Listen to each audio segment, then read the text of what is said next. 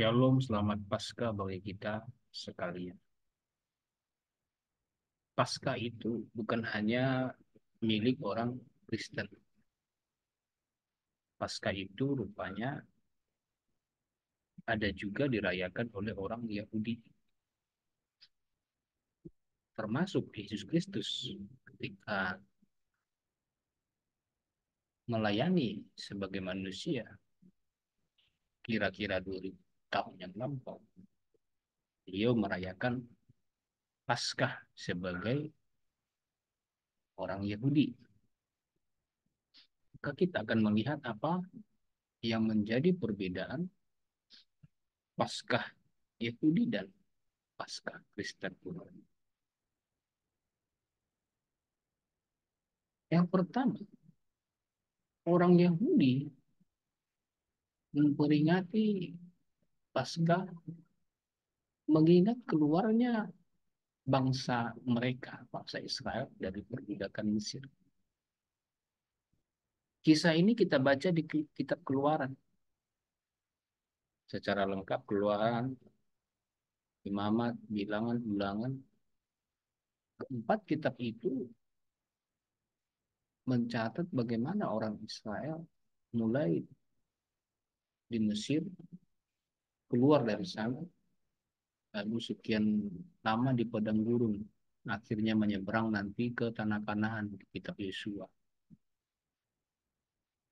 Di kitab Keluaran lah mereka dicatat mendapat pesan dari Musa untuk merayakan Paskah setiap kali mereka mengingat nenek moyangnya keluar dari perbudakan Mesir.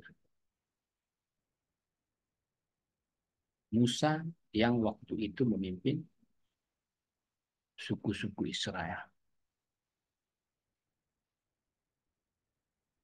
Di zaman Perjanjian Baru, rupanya kita dapat baca di Injil Lukas pasal 2 ayat 41. Orang-orang Yahudi merayakan Paskah tiap-tiap tahun.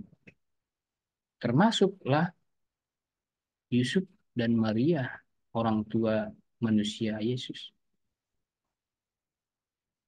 Mereka tiap-tiap tahun itu ikut mengadakan Paskah karena mereka orang Yahudi. Yahudi di sini bisa berarti Yahudi sebagai suku bangsa, karena memang kemudian orang Israel itu sisanya adalah kebanyakan suku Yehuda. Sejarahnya panjang ya, saudara-saudara kawan-kawan. Sejak mereka kemudian bangsa itu jatuh ke tangan Nebukadnezar. Sebelumnya kan 10 suku itu, 9 suku ya, jatuh ke tangan Asyur. Israel bagian utara yang sejarahnya terputus. Jadi yang sejarahnya tercatat adalah Israel bagian selatan yang mayoritas suku Yehuda. Makanya kemudian catatan tentang mereka lah yang ada.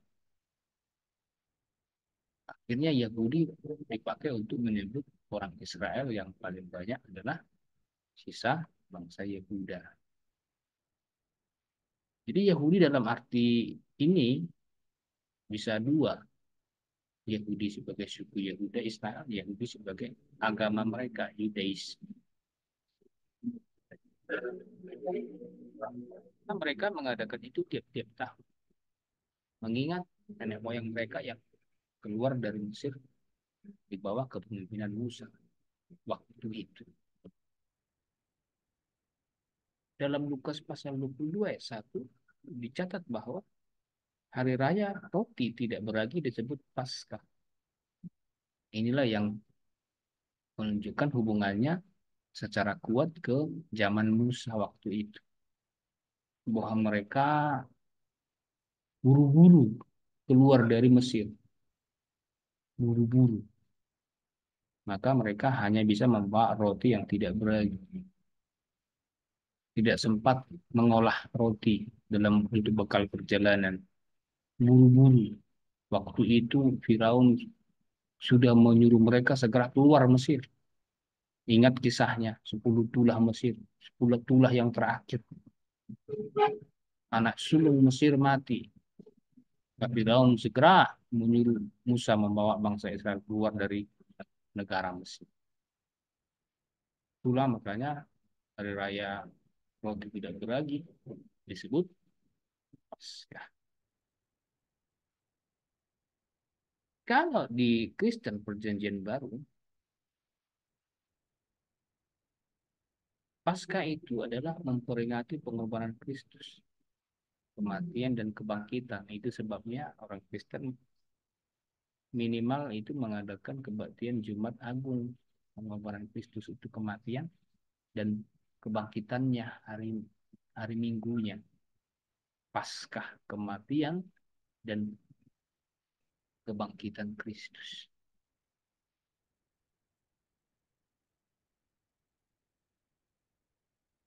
Kenapa bisa sama-sama Paskah? Ya paling tidak, rupanya kematian Kristus itu adalah di hari Paskah, Paskahnya Yahudi. Kematian Kristus rupanya bertepatan di perayaan Paskahnya Yahudi. Bisa kita baca di Injil. Hari persiapan Paskah Yahudi, Yesus diserahkan untuk disalibkan. Yohanes 19 ayat 14. Waktu itu memang mau hari Paskah, bahkan Yesus dan para murid sudah menyiapkan untuk merayakan Paskah. Rupanya Paskah yang dimaksudkan Yesus waktu itu adalah pengorbanannya. Murid-murid belum paham soal itu. Mereka pikir Paskah seperti mereka biasa lakukan, Paskah Yahudi. Mengingat mereka keluar Mesir. Yesus menyuruh mereka menyiapkan Paskah. Mereka belum paham waktu itu rupanya yang dimaksud Yesus adalah hari pengorbanannya. Tapi sekarang kita paham maksudnya.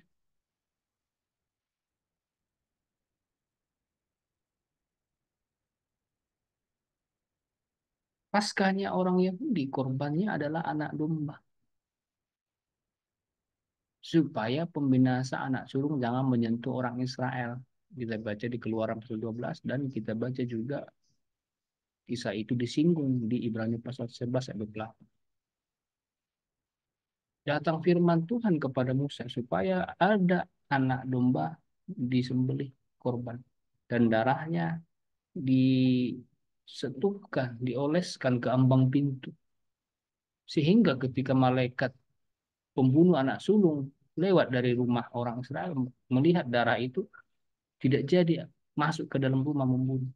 Tetapi ke rumah-rumah orang Mesir yang tidak ada tanda darah itu habislah mereka. Korban Paskah Yahudi adalah anak domba. Korban Paskah Kristen adalah anak domba Allah. Kristus sendiri. 1 Korintus pasal 5 ayat 7. Bertepatan dengan perayaan Paskah Yahudi, disitulah Kristus Yesus mengorbankan dirinya menjadi anak domba, menjadi korban sembelihan, dipaku, disalibkan. Itulah yang kemudian diperingati tahun demi tahun oleh orang Kristen. Anak domba Allah yang dikorbankan.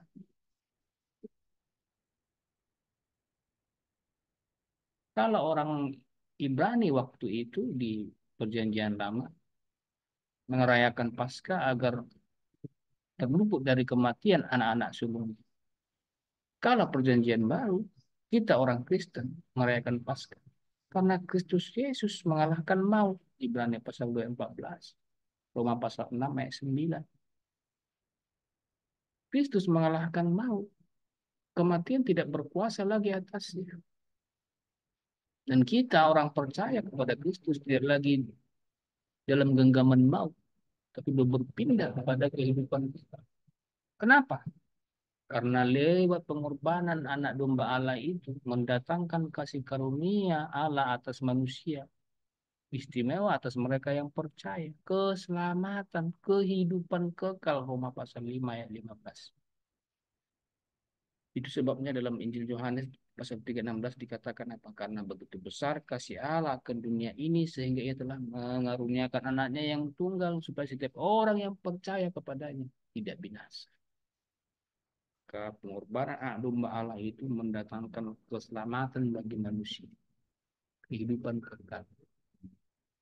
Korban Yahudi Paskah mereka itu adalah menghindarkan mereka dari kematian. Ketika si malaikat pencabut nyawa menghampiri rumah-rumah orang Mesir, puji Tuhan, itulah perayaan Paskah Yahudi yang dapat dibedakan dengan perayaan Paskah orang Kristen. Kita orang Kristen hari ini merayakan Paskah bukan mengingat keluarnya orang Israel dari Mesir, melainkan mengingat pengorbanan Kristus Yesus, anak domba Allah itu, yang mendatangkan keselamatan bagi kita sekalian. Puji Tuhan, Tuhan Yesus memberkati kita.